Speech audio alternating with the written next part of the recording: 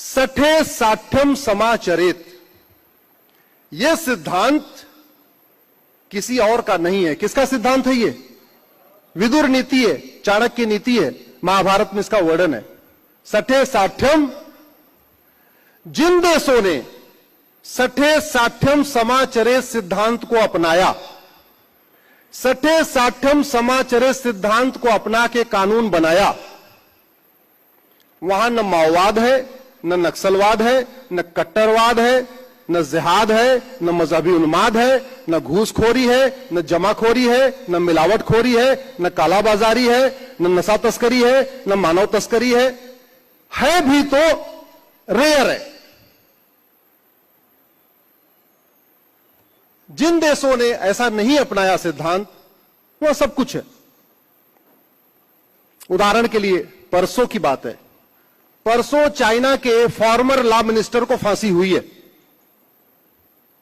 किसको हुई फांसी? चीन के कानून मंत्री को परसों फांसी हुई है, क्योंकि उसके पास बेनामी संपत्ति थी। क्या थी उसके पास?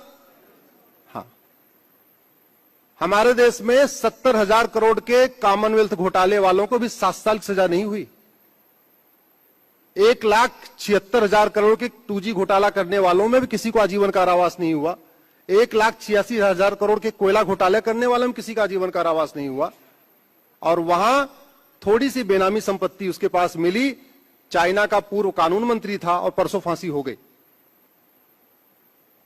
एक व्यक्ति कहता है 15 मिनट के लिए पुलिस हटाओ,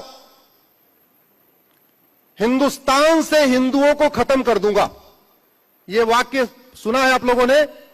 सबने सुना होगा। उसको कितने साल सजा हुई? नहीं, एफआईआर हुई। एफआईआर हुई, मुकदमा, पहले तो एफआईआर नहीं हुई, बड़ा आपाधापी के बाद एफआईआर हुआ, मुकदमा चला और बरी।